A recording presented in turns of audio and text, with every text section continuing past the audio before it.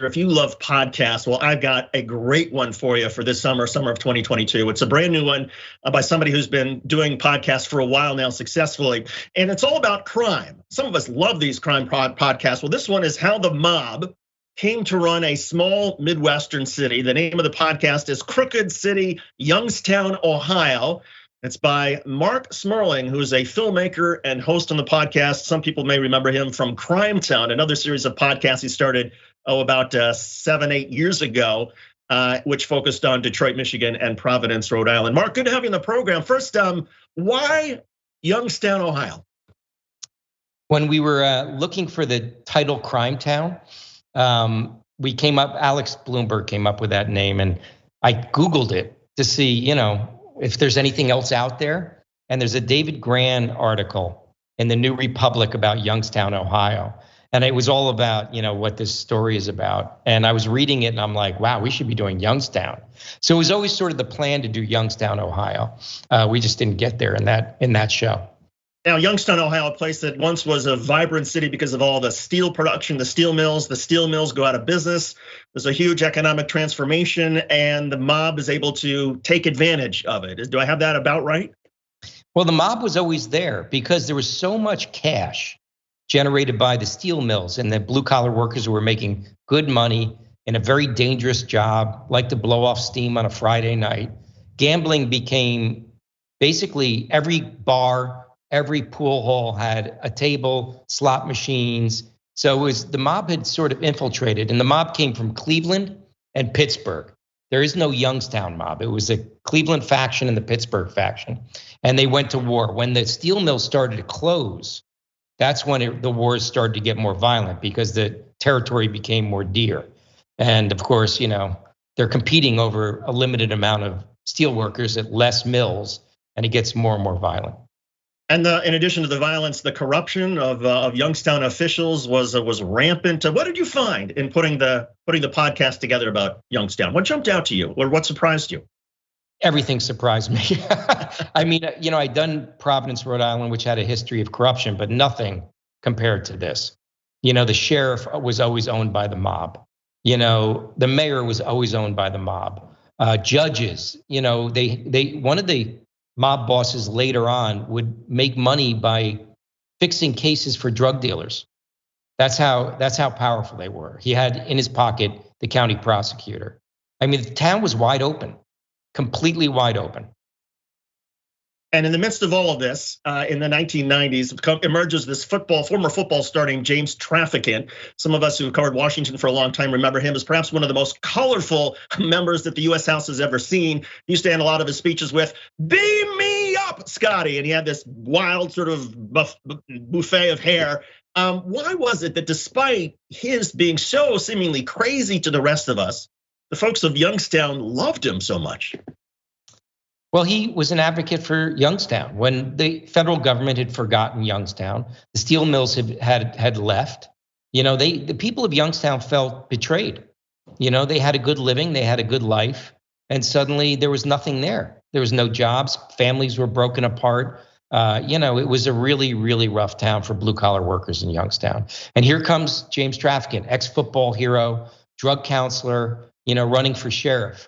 And he was their hero, and the more crazy he was, the more he sort of resonated with the people there, because he was advocating some extreme points of view on immigration, things that we hear now all the time, lock up our borders, things like that were, tariffs against foreign steel, things that were back then you didn't hear about, but now you hear all the time.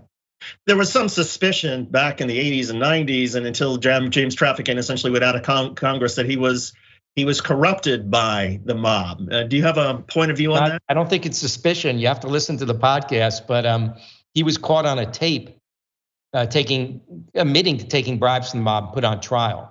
And this is the power of his relationship with Youngstown.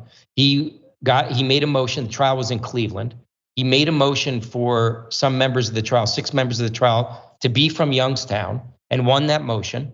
So there were 6 Youngstown people on the jury, and he got off. With his tape, which they played in the courtroom. And the irony was James Traficant, I mean, he emerged essentially on the scene as sheriff, pledging to clean up the corruption and the mob that was in Youngstown. He cut it kind of tight. He was already in the pocket of the mob. He had already taken their money. He was really cleaning up the drug dealers. He never really went after the mob.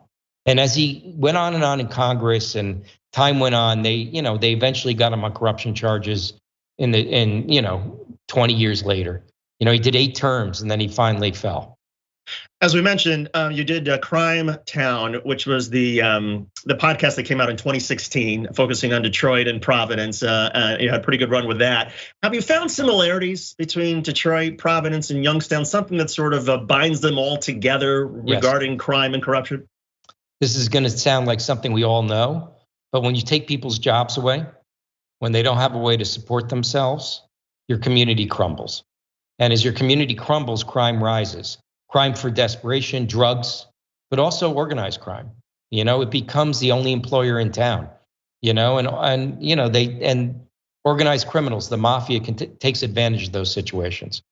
And yet the mafia, the mob, the corruption, they can still, with the example of Providence, there's been a major refurbishing of Providence over the last 10 or 12 years. You go to downtown Providence now with the sort of walk through by the river and the sort of the parks, and you'd never know that we used to be one of the most corrupt cities in America. So it almost suggests that, well, despite all of the corruption of the local politicians, there's still some sort of balance sometimes between the mob and the political folks that they influence in terms of getting things done for their cities. Well, the mob infiltrated the unions.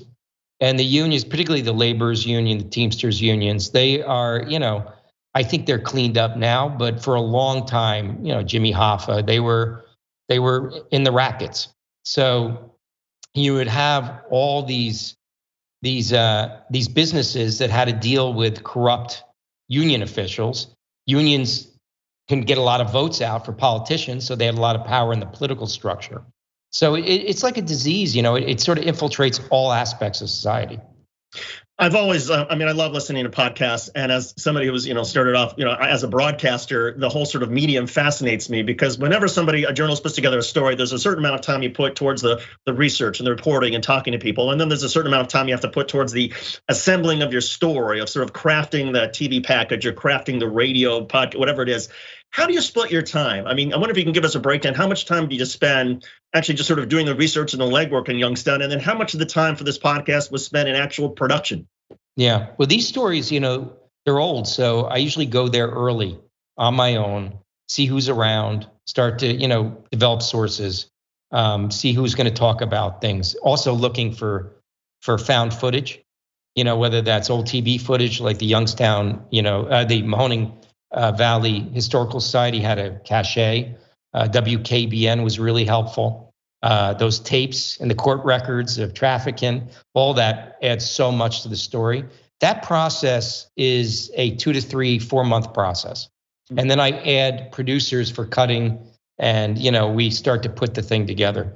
And that takes another 6 to 8 months for 15 to 20 episodes, so you're basically a month an episode. Wow. And the scripting process, is it constantly changing that, for example, a lot of people that will script something out, they make a rough cut and then they realize, oh no, we need a little more of the audio tape here. We need a little more of the news actuality there.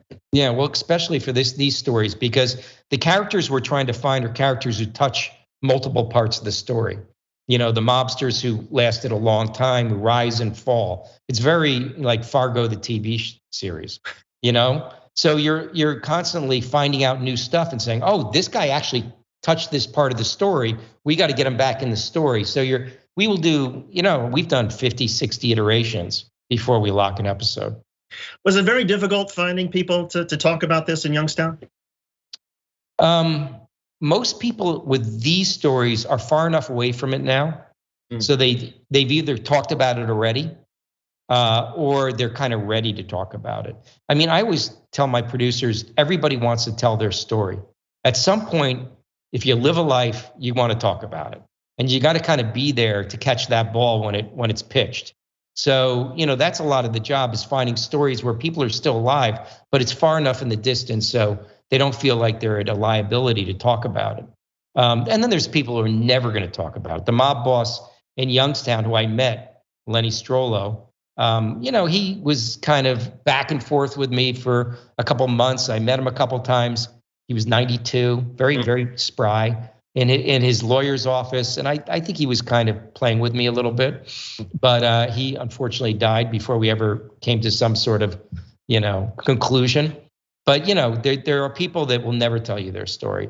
So you have to find court records. The amazing thing is transcripts of testimonies are recorded. They're just like interviews, so you can use those testimonies, you can use those transcripts and use actors to bring things back to life. Do you have a favorite episode and perhaps even a favorite character in the podcast you put together? I mean, when Traffic goes to trial for taking money from the mob as sheriff of Mahoning County, it's kind of the most amazing story because it's so overwhelmingly obvious what's going on. And he's such an amazing character. And we found such great tape of him talking about stuff, and like doing he did a press conference every day, so he really comes alive. I love that episode. But there's so many. I got to tell you, there's a lot, David, there's a lot of stories that are really great. And Marc, where can people find the podcast? Anywhere. Apple Podcasts, Spotify. You can binge it ad-free. If you want to pay a little bit of money, you can hear it for free if you don't mind a couple ads. It's out there. It's dropping once a week, Sunday night, midnight. So once a week, if you're up at midnight on Sunday, you can listen to it. The podcast is Crooked City, Youngstown, Ohio. It is by acclaimed filmmaker and host Marc Smerling. Marc, thanks so much for doing this, and we appreciate you coming on. Thank you for having me.